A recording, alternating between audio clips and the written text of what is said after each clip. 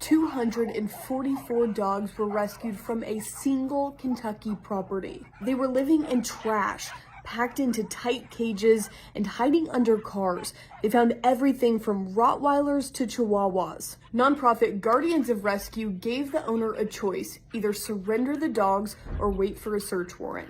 The owner surrendered. This is Churro. She's one of the survivors, and she's currently being treated for severe ear and skin infections by the Arrow Fund here in Louisville. To donate or adopt, you can head to Guardians of Rescue or the Arrow Fund's social media pages.